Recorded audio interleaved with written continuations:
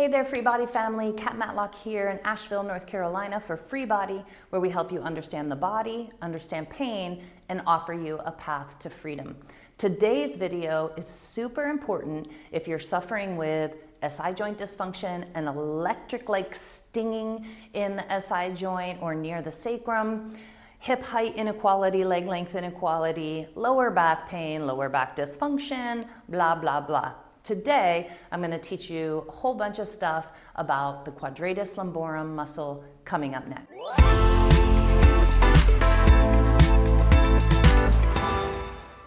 So continuing on our journey in this pain referral playlist, now I've released videos on gluteus minimus and gluteus medius. I'll link those videos in the description below.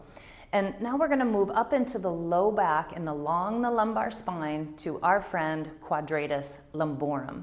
Quadratus Lumborum is the deepest muscle of the back. It comes right up to the lumbar spine on either side, going from the top rim of the pelvis to the lowest rib and attaching all along, like finger-like protrusions, attaching all along the sides or the transverse processes of the lumbar vertebra.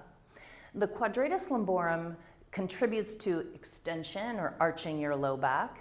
It contributes to lifting one hip higher, one hip high or the other hip high. So it's always a part of a leg length inequality.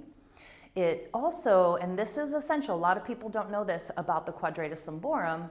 Quadratus Lumborum also contributes to stabilization of the lumbar spine in movement. So your QL, you're walking along and your QL is contracting and stabilizing the lumbar spine so that it's not going all over the place. Now, if you slip or fall or have an accident, the Quadratus Lumborum is going to contract strongly on both sides to try to protect your lumbar spine. And this is often how people get stuck in pain patterns or dysfunction in the Quadratus Lumborum, because they fall off their bike or they slip down the stairs or they have a car accident, and the QL is going to grab that lumbar spine to try to protect the vertebra and the discs and the nerves associated with the lumbar spine. So if you've had that and you've never released the Quadratus Lumborum, it's going to be stuck perhaps in that contraction pattern for decades. Now, if you add in that you always sit with your right leg crossed over the left, or you always stand off to the right side and hike that right hip up, that side QL, the higher hip side, that side QL is always going to be squashed short, and the other one is going to be hanging long. Just like that.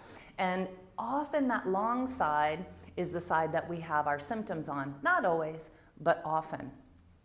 Symptoms of Quadratus Lumborum trigger points, which is what we're here to talk about really, is you might have low back dysfunction, aching in the low back that doesn't go away. You might be stuck in a tilt. You might have difficulty twisting or rotating your lumbar spine, because QL also contributes to that rotation.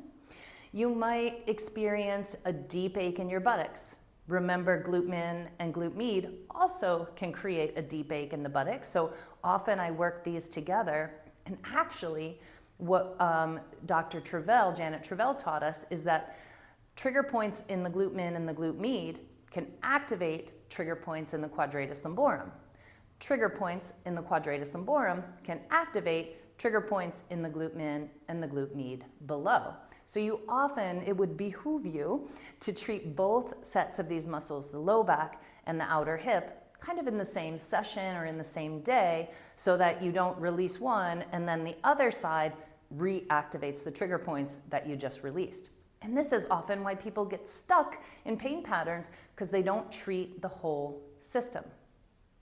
Quadratus Lumborum, because it stabilizes that lumbar spine, when it seizes, like you sneeze, and then you're like, oh, right? Who's had that? Raise your hand. Put a comment below. I've had that. You sneeze, your low back seizes up. Why does it do that? Because a sneeze is a pretty strong force forward, which is going to pull on the Quadratus Lumborum, and it's going to activate the Quadratus Lumborum to try to stabilize that lumbar spine. So a sneeze, a cough, vomiting, a strong twist, or getting stuck in a twist. Those are all things that can super activate trigger points in the quadratus lumborum. When that happens, you're going down. Quadratus lumborum symptoms are often like, I feel better when I crawl on the floor, because what that's doing is taking all the weight off of the lumbar spine. So if it feels better to crawl, or you get up out of bed, you throw your legs over while you sneeze or something, and my back is seized up, I gotta crawl because standing is difficult. It will make it difficult to stand all the way up without pain. And trigger points in the quadratus lumborum will make it difficult to walk and move without pain, because the QL has to contract. That's automatic. It has to contract to stabilize the lumbar spine in movement. If it's all jacked up with tension and filled with trigger points, it's not going to be able to do its job. So it's just going to shut down that whole process altogether. So my people out there who it's easier to crawl, or it's just easier to lay down or be in a lying, reclining position, maybe curled in a little bit, that is quadratus lumborum. Now, because quadratus lumborum lifts the hip up, because it attaches along that top rim of the pelvis, it's in a tug of war with glute med and glute min. And what's stuck in the middle is the SI joint, the sacro-iliac joint, the intersection of the sacrum and the side of the pelvis, which is the ilium. Sacro-iliac joint pain is often, almost always, relative to imbalanced tension in the quadratus lumborum and in the glute min and glute med. You must address both sides of this equation if you want to get better. The pain looks like a deep ache in the buttock, that electric-like stinging at the SI joint. That's often what brings people down, because it's like electricity and you're like, oh no, I pinched a nerve. Maybe, but maybe it's just QL all seized up in there, and maybe that is pressing on a nerve, but it doesn't mean you have a disc problem or that you herniated a disc. And what I speak about in the FreeBody book is that understanding, that thought that if I have a herniated disc or a bulging disc or a disc issue or a desiccated disc degeneration, that I'm definitely going to be in pain. That is not true. It is not true. I had a herniated disc years ago. Maybe it went back, maybe it didn't, but I'm not in pain. So it doesn't mean that you'll be in pain for the long term. It will mean you'll be in pain initially, because there's going to be a lot of inflammation, there's going to be a lot of protection. But don't believe for a second that it means you're going to have pain forever. Don't catastrophize your pain. Don't think it's going to last forever, because it can heal, and most of the time it does if you do the right things. Quadratus lumborum, because of that stabilization, is going to make you feel a little worried about your low back in movement sometimes. If it's loaded with trigger points and it's kind of in lockdown, or one side is really long and the other side is squashed short in there, it's going to make you a little tenuous about what you do, how you lift, how you hold things, because the low back feels less stable. Quadratus lumborum trigger points on the high hip side, pulling that pelvis up, also then pulls the rib cage down. So that's exacerbated when you stand with your hip to one side and you kind of curl toward that side. You are effectively squashing short that one QL and making it short and tight, and hanging the other side long, making that long and tight, and that long tight side is always freaking out. If you have a torso that is laterally translated or shifted off to one side, where your pelvis is over here and your torso is over here, I guarantee you have some things going on in your quadratus lumborums, and you'll need to treat those as part of the overarching healing practice to get your ribs back over your pelvis.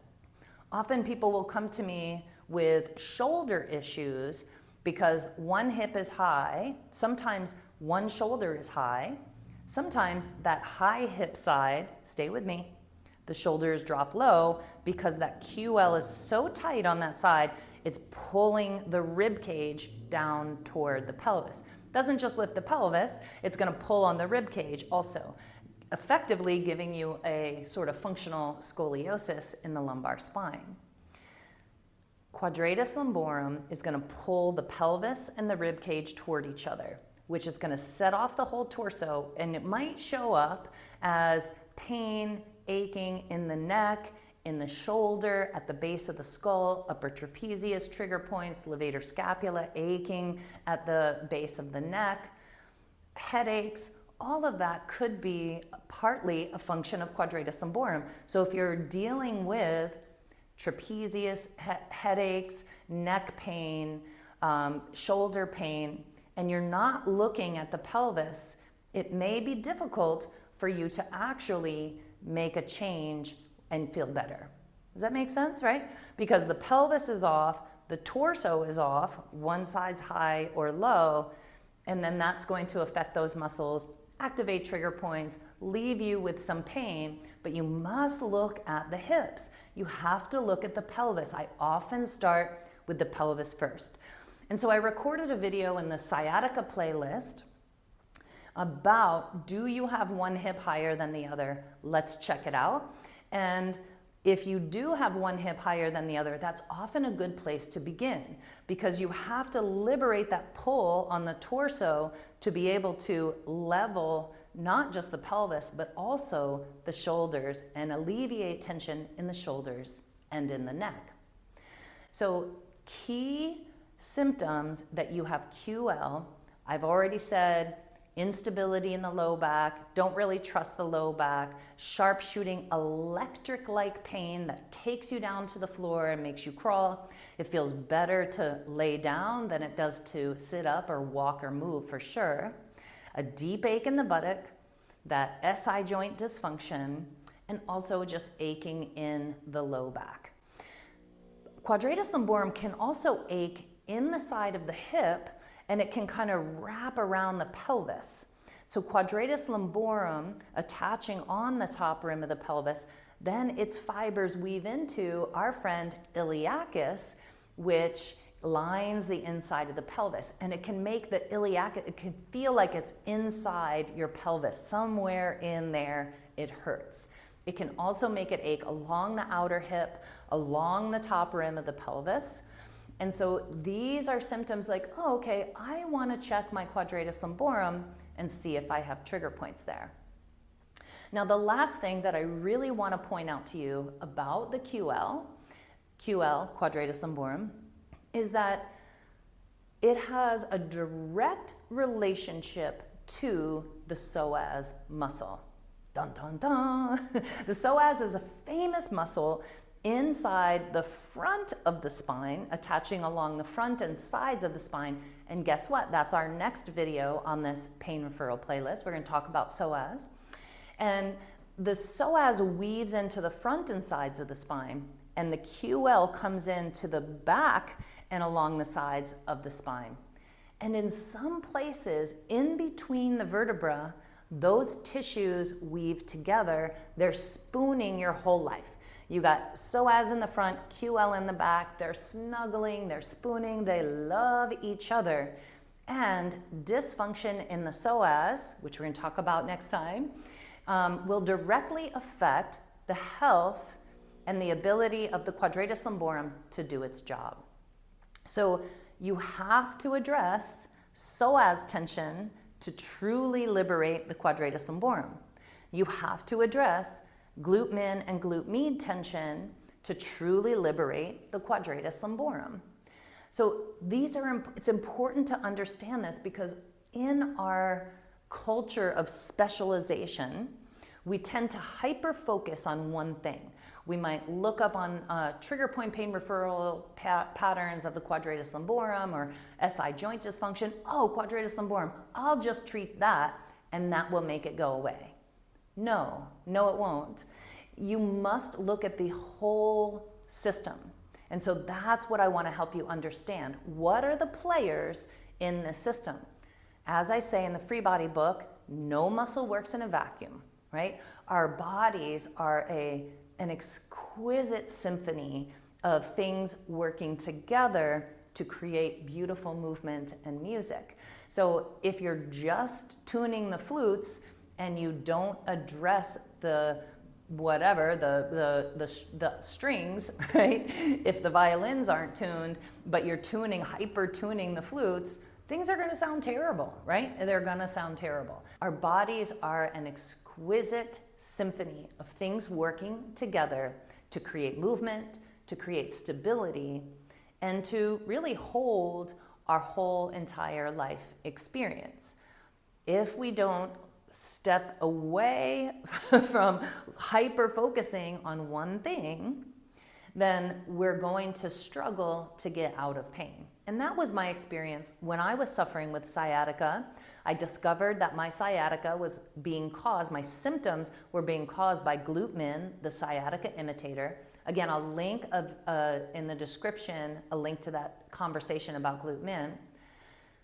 And I just kept working on it and working on it and working on it. And my pain would go away for a little bit, maybe a half hour, maybe a couple of hours, but it wasn't going away for good because I wasn't addressing the whole system. I needed to also address my adductors and the inner thighs. I needed to also address glute med. I needed to also address Quadratus Lumborum and some other key players. I had to change my posture. I had to not be catastrophizing my pain all the time. Once I put all the pieces together, I was out of pain and I've never had that pain again. And I had a herniated disc. I could barely walk. I definitely couldn't sleep. I was a mess, right? And that's why I got so passionate about teaching people about their bodies.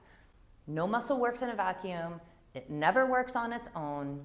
Quadratus lumborum as a deep, deep, deep lumbar stabilizer is subject to all the dysfunctional postures that you find yourself in because it's always going to cause some compression or overstretching of the Quadratus lumborum. You got to pay attention to your posture. I did a video on active posture. You see, I always have good posture. I'm never like this, right? I always have good posture, and I had to train myself to do that. I was a terrible sloucher, and I always had low back pain. If you're having chronic low back pain and you're slouched and you're compressed and you're, right? Your low back, your Quadratus lumborum can't be fully functional, and it's just gonna sit in there like and ache and cause you trouble. It's gonna cause you trouble in your buttocks pain. It's gonna cause you trouble along the sacrum and maybe up around the top rim of the pelvis a little bit. It can cause that electric stinging like SI joint pain. It could cause you that aching on the inside of the pelvis, aching on the side of the hip, or like it feels like it's inside the hip joint. And if you're just treating that, you're gonna have a hard time feeling well. And I want you to feel well. I want you to get better. I want you to understand that there is always hope that you will feel better, because there is. Even just deep, slow breaths with a long, slow exhale releases tension and reduces our perception and experience of pain in our bodies. If you only do one thing, long, slow, deep breaths will get you pretty far, honestly. So then having specific practices to go in and treat the trigger points and free up sticky fascia, now we're talking. Now you've really got a path forward. Taking care of your posture, doing enough movement throughout the day, little bit of stretching, that's my jam, right? That's the FreeBody method right there. I want to close with one study that I think you'll find really interesting about the Quadratus lumborum and balancing those two. So earlier I mentioned that when you are standing with your hip to one side, jacking one side up and curling around toward that side, you're effectively curling in and giving yourself kind of a C curve in the lumbar spine, or I called it functional scoliosis.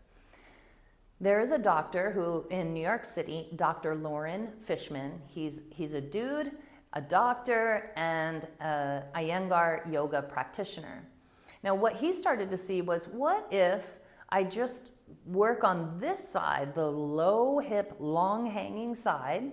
What if I work on that and strengthen that QL to reduce that curvature? And so that's what he did. He gave people one thing to do, one pose, a few times a week for 30 seconds to a minute. And that pose was side plank, just doing it on the low hip, long hanging convex side where that lumbar spine is splayed open, the other one is squashed up. That one, the quadratus lumborum is already contracting. You don't need to do that. But you can push into side plank with that low hip side on the bottom, and I'll link to a video where I teach you about that side plank move. And what they found was that there was a significant, like over 30% change in curvature in a few months of the people who did that. Now my thinking, because I'm trigger point release lady, I would say you could get that change much faster and much bigger, and it will last a lot longer if you're also releasing the trigger points in the high hip side, or the side where the rib cage is dropping down toward the pelvis. Does that make sense?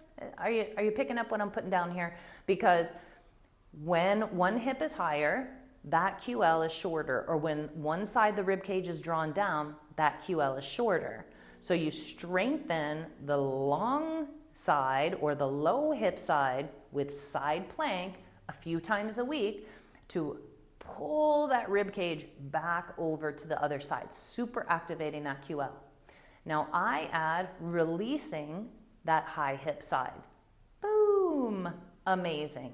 Such a change, so different, much faster, much more complete.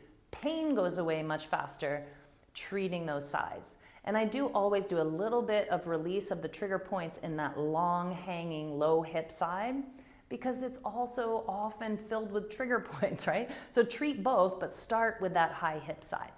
So in conclusion, Quadratus Lumborum is essential if you're dealing with sciatica, because those are the conditions for sciatica, right? Herniated discs happen when the spine gets out of whack and the vertebrae squashed short on one side and hanging long on the other. If you're dealing with leg length inequality, if you're dealing with SI joint pain, if you're dealing with an ache in your butt, if you're dealing with this mysterious inside the pelvis pain, if you're dealing with psoas issues, if you're dealing with pain in the lumbar spine or along the low back, if you're dealing with hip issues, all of those things can be made better by releasing the Quadratus Lumborum. So I trust you found this video to be helpful. Give a like, subscribe, do the things, share it with your friends with low back pain. Drop a comment and please share with me something that you learned, something that's a takeaway for you. And in the next video, I'm going to go deeper into psoas and its best friend iliacus, and we're going to talk about those, and I'll see you then.